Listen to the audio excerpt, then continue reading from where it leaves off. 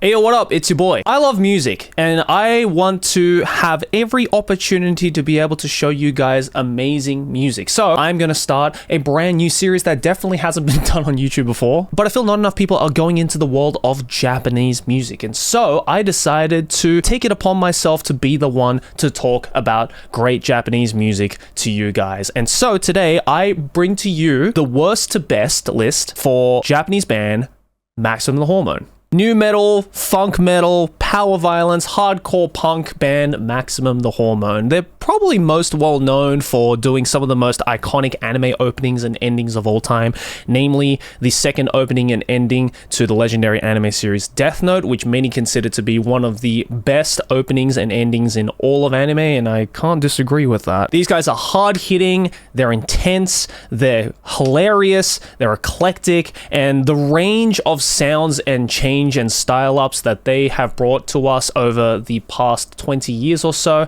has been likened to the kins of System of a Down, which is another band that I absolutely adore. But I feel it's also kind of unfair to just throw these guys away as a Japanese System of a Down clone, because I feel they bring a lot of unique qualities to their sound that not even System of a Down could do during their prime. And you know, there are probably a lot of people who know the openings and endings done by Maximum the Hormone, but maybe you haven't really stepped into their entire discography. And so I'm going to create a list right here of my opinion on what I consider to be their worst album all the way up to their best album in order. Now, I say albums, but a couple of these albums are also EPs as well. And, you know, I thought to maybe just shrink it down to their albums, but I feel it's important to also talk about their EPs as well. So I'm going to include their EPs in here. I will mention those when they come up on the list. But hopefully this will be a great introduction into this amazingly talented band. And without further ado, let's just get started with the list, starting from, in my opinion, the worst album by Maximum the Hormone, that being A.S.A. Crew. Maximum the Hormone's debut album from 1999 is, in my opinion, their worst album for a number of reasons. For one, this was the only album that the band actually sung all of its songs in English, which, you know, if you've listened to enough Maximum the Hormone songs, you know that doesn't really matter, considering that after this album and subsequent albums after that, they've been singing all their songs in Japanese and an English mixture, but the way that they enunciate their vocals is so distorted and warped purposefully that even Japanese people don't understand what the hell they're singing about. But in my opinion, this is considerably Maximum the Hormone's worst album, purely because of the fact that I think during this time, they hadn't really quite found their style yet, and they sound very similar to other groove metal and nu metal bands of the late 90s. Also, not to mention that two members, notably the guitarist and bassist, were only on this particular album after being replaced by Maximum Zaryokun, the guitarist, and Ue-chan, the bassist. But the two founding members, Daisuke-han and Nao, the drummer and the vocalist, are still very much on this album. Also, what's interesting about this album is Daisuke-han's vocal qualities. He doesn't seem to have quite gotten the shrieks and yells and growls that he is most well known for in the later albums. He's almost trying to like still find the voice. It's not as harsh and it's not as visceral as the later albums. It is actually quite tame. Also, the recording quality of this album is not the best in my opinion. It really does sound like it was recorded from a garage. And as great as the original guitarist and bassist were, they definitely don't have that style that Maximum Zaryokun and Ue-chan brought on in later albums. You know, the bass is definitely lacking in the funk element that Ue-chan brought a lot of, and the vocals, which is all done by Daisuke-han in this because Maximum Zaryokun wasn't in this band at the time, is definitely almost strained and very newbie, if that makes sense. This definitely sounds like a band that is just like fresh onto the scene and is still trying to figure out how exactly they want to make their songs. Not to say though that there are bad songs on this album, definitely not. There are some great tracks on this album, but I almost wouldn't even label them as Maximum the Hormone songs, weirdly. They almost sound like, again, a different Hormone, like if you told me some of these songs were done by Maximum the Hormone, I almost wouldn't believe you just because of how non-Maximum the Hormone like it sounds. So yeah, just purely based off that, A.S.A. Crew is probably the worst album in their discography. But again, it's not to say that this album is completely unlistenable. I think as a hardcore punk album, a you know, very light nu metal album of the 90s from Japan, I think this is a perfectly acceptable album, but they've definitely done better in later albums. In my opinion, Maximum the Hormone's second worst album is their second album, or more specifically, their very first EP, Ho. Now, this came out in 2001, roughly around the same time that Maximum Zaryokun and Ue-chan finally joined the band to become the four-piece that it is known today. And definitely compared to A.S.A. Crew, Ho has upped the funk metal factor, the groove metal factor that the band will later be known for. Also, now we have two different sets of vocals, Maximum Zaryokun doing the more cleaner, or I guess cleaner vocals than Daisuke-han, and they decided to ditch the whole English thing and just start singing in Japanese. Of course, their lyrics are still as nonsensical as ever right from the get-go, but hey, at least the groove is there now. A lot of these songs just like hit harder and a lot more punchier and a lot more metal than their first album, but they still sound very young, very still trying to figure out how exactly they can differentiate themselves from the rest of the hardcore punk and nu metal scene that was happening in the early 2000s in Japan. But there are some amazing songs on this EP. Imin no Buta, for example, is probably one of my favorite songs off this EP. It just has this like chugging riff that is just so fucking enthralling, and it immediately just throws you into the groove, and it's a great little piece. But yeah, I would say they definitely perfected this sound in later albums and EPs, and you know, I would only really recommend this EP to people who are like hardcore fans of Maximum the Hormone, if you want to like kind of see how they really started, because I kind of feel A.S.A. Crew is like in a different realm in and of its own. But again, if you want to hear some like early Maximum the Hormone, you know, them finally starting to figure out their sound, then I think Ho is a great album to check out. Mimi Kajiru, their second EP.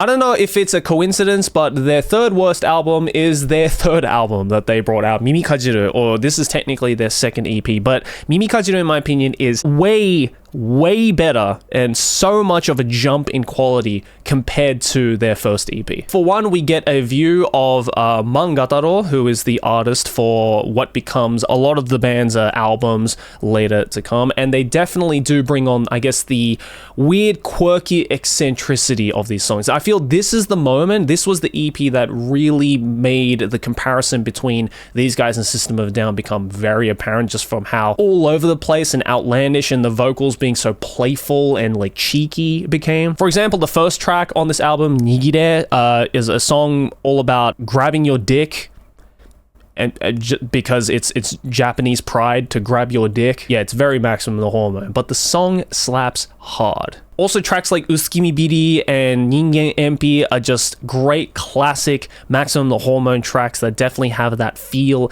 and vibe that Maximum the Hormone brought into the whole scene with its slap bass, its gang vocals, and it's just very, it has that kind of youthful wildness that I think Maximum the Hormone still had during this time, because I feel that once they had kind of figured out their sound, they were like, all right, how do we take this to the most ridiculous extremes? And what's really interesting is that their latest album, actually, at least as of me recording this video, which was the remastered, or I guess re-engineered cover album of Mimi Kajiru called Mimi Kajiru Shinuchi, basically recreated and modernized all of these tracks off of this EP. But and as great as that new EP is, the redone EP is, or remixed EP is, I still just love this original EP again, just because of its youthful rage and vigor. I hate to say it, but my favorite track off this EP is probably the final track, Policeman Fuck.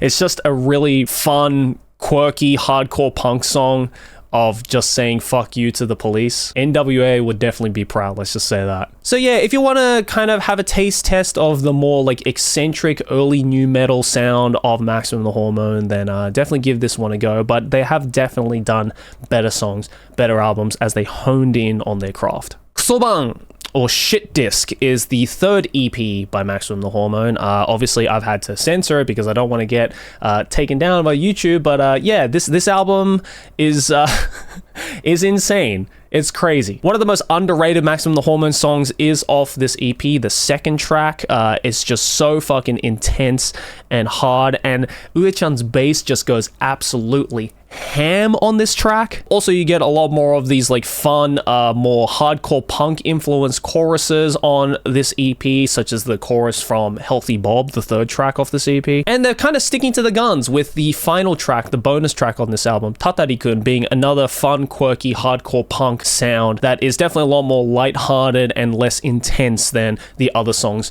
on this album. But I feel this is kind of the moment where Maximum the Hormone finally figured out their sound. They kind of finally figured out this like balance between hardcore punk, new metal, and almost power violence to a point as well. Like some of these gang vocals and some of these like choruses and the vocal qualities of Daisuke-han, his screams and growls on this album really are very Maximum the Hormone, or at least what Maximum the Hormone is known for today. This was the moment where like their experimentation of style switches and genre switching and genre combinations really played out well and made for a watertight 8 tracks on this EP. So I would definitely recommend this EP. This is probably one of their best EPs in my opinion. If you can get over the very crude album cover, trust me, the songs on this EP fucking slap. You know, a lot of people might disagree with me on this, but YOSHU FUKUSHU is the latest full-length album, came out in 2013. Yeah, I know, we haven't had a Maximum the Hormone album in 10 years. We're waiting for the next one, guys. This album is definitely a fan favorite for a lot of people,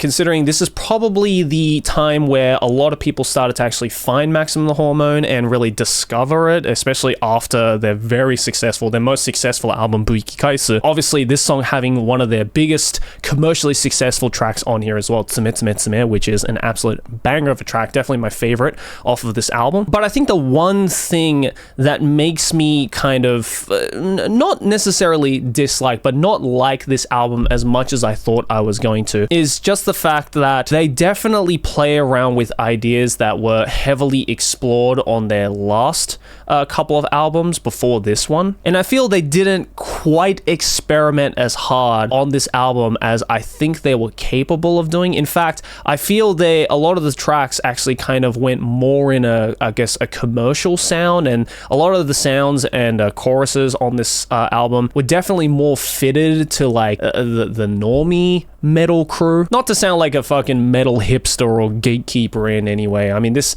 album still has some fucking fantastic songs on it, like the aforementioned Tsume Tsume Tsume, and the title track being one of the most insane just gauntlet of genre combinations I've ever heard in a Maximum the Hormone song. Also, the messaging behind YOSHU FUKUSHU, the title track, being a story about how Maximum Zaryokun, the guitarist and lead singer, used to get bullied at school, and this is basically his way of saying fuck you to all the bullies in his school, was a really cool and almost a weirdly like touching sentiment, especially the last monologue right before the big gang vocals right at the end. That is immediately followed by a interpolation of Tsuki no Bakukeki, which is a Blue Heart song. It's one of my favorite Blue Heart songs, and it's just Maximum Zaryokun with a guitar screaming his brains out and doing this very like almost heartfelt rendition of this song, even though it is like 30 seconds short, and it leads on directly to the next track, Utsukushiki Hitobito no Uta, which is obviously another play on the Blue Hearts stuff. Obviously, Maximum Zaryokun is a massive Blue Hearts fan, and hey, I respect them for that. But I feel that in the middle of the album, there are a couple of tracks that almost just sound a little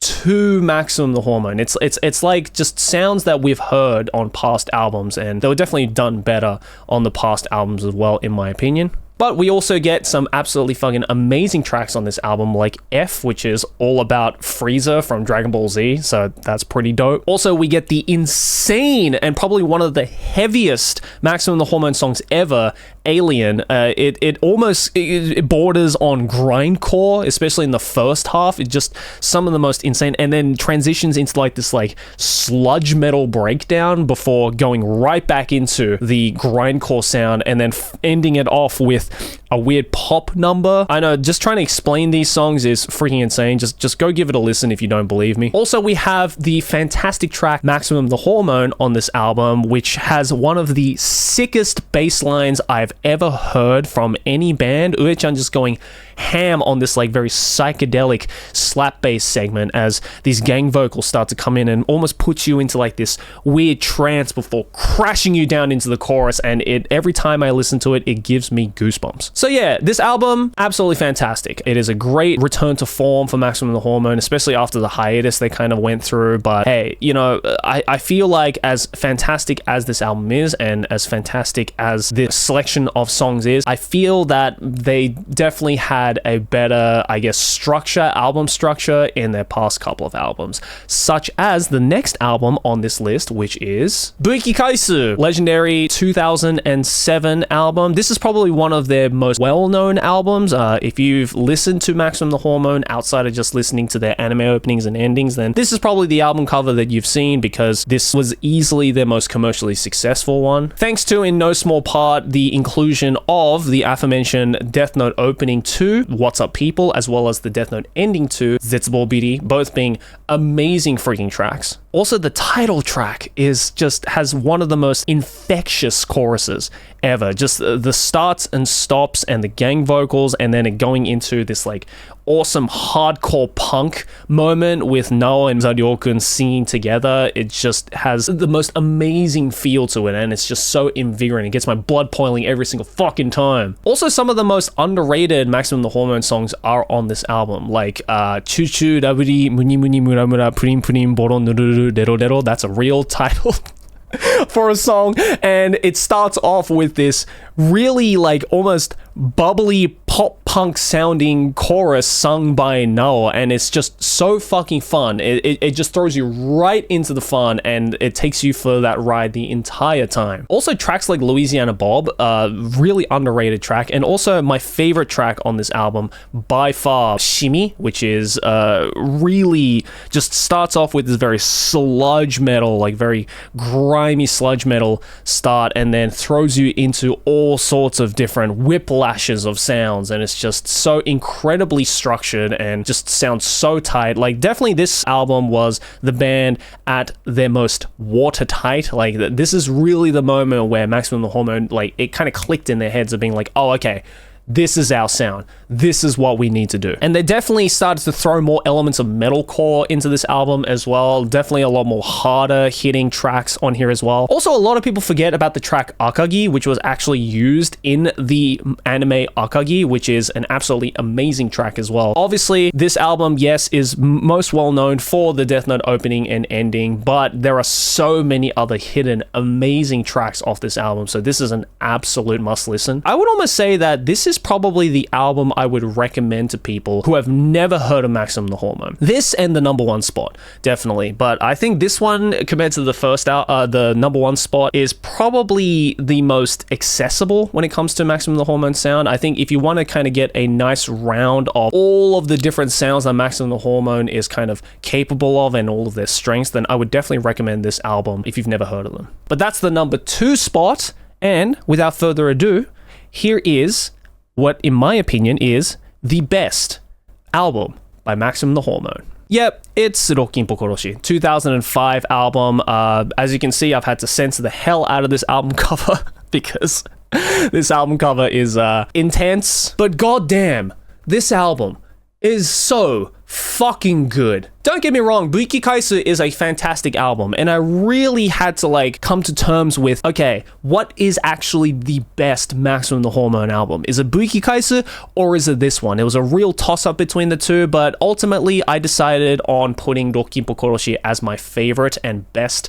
Maximum the Hormone album, because unlike BU-IKIKAESU, where a lot of the sounds became a lot more, I guess, commercialized due to the success of albums like this one and the Death Note opening and ending, ROKKINPO GOROSHI is still Maximum the Hormone at its raw form, at its youthful rage form. If you thought BU-IKIKAESU or any of the other albums had the most insane combinations of genres, then this one puts all of them to shame. For one, this album opens up with the title track, which is easily the fucking hardest opening track to any album I've ever heard. It has one of the coolest fucking wah riffs of any groove metal and funk metal track I've ever heard. It's so goddamn infectious. Followed immediately by Hocho Hasami Katta Knife Dosugiri, which is easily my favorite Maximum the Hormone track ever. It is just the combinations of the new metal screams and the infectious chorus that is just so hardcore punk and so power violence and almost thrash metal to a point as well is just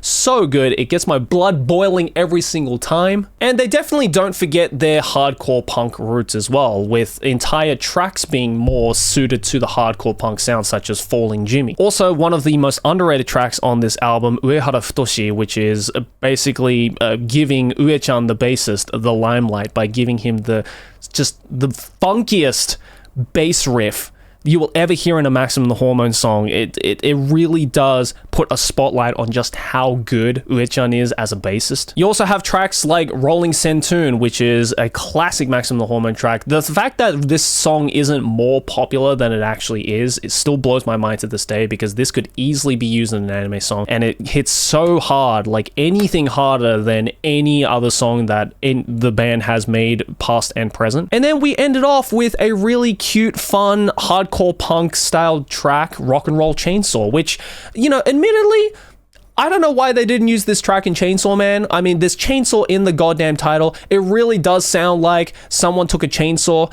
and just cut through a hardcore punk track, because they almost even throw in like ska punk elements into this track as well. It is the strangest combination of genres, but it works so goddamn well, and it's just so fun. It's so fun and lighthearted, and just like, it gets you singing along to it. Like, this is one that I always just chuck on and sing along to because it's just so fun to sing along to. And I think that's the best thing about ROKKINPO Goroshi, is that this track definitely introduced so many more stickier choruses than BU-IKIKAESU did. Again, it's the perfect time of the youthful fun and youthful vengeance and rage that the band had in their sound, combined with the polish that they managed to get their sound to become as they released all of these EPs and albums. I would definitely say, like, creatively speaking, this is definitely the peak of Maximum the Hormone is, and I'm really excited to get people's opinions on what they think about this album, because I do firmly believe ROKKINPO Goroshi is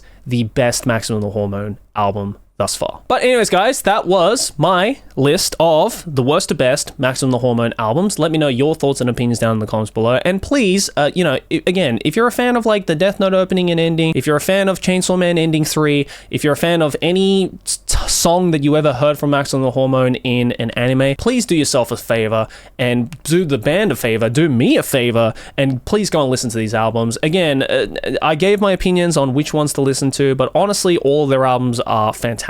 They're great pieces of music, and even if you're not into like the whole new metalcore type of thing, I guarantee you that if you listen to enough Maximum the Hormone, you will get into this genre, because that's how I got into this genre. And yeah, I'm looking forward to their next album, whenever it may be. We've been waiting 10 years. I don't want them to do another Tool thing where we have to wait like more than 10 years for the next album. So please, Maximum the Hormone, we are all waiting patiently for that next album, because we know it's probably gonna fucking slap. But anyways, guys, let me know your thoughts and opinions down in the comments below. Let me know your personal list of the worst to best Maximum the Hormone albums down in the comments below. And hey, while you're down there as well, give me some more suggestions on Japanese artists that you would like to see me do a worst to best list on, because again, I've seen a lot of videos of people doing worst to best albums of a lot of Western bands and artists, but not a lot with Japanese bands. So I would definitely like to be the one to be able to do that here on YouTube. So leave your suggestions down in the comments below as well. And thanks for watching, guys. If you enjoyed this video, make sure to smack my face right here to subscribe to the channel. Let's keep making big channel number go bigger. Over here next to my head, a couple more videos you can check out if you enjoyed this one, and the links to my social media, as well as my Patreon to support me directly, and my YouTube shorts and TikTok page, all down there as well. And I will see you all in the next one. Peace.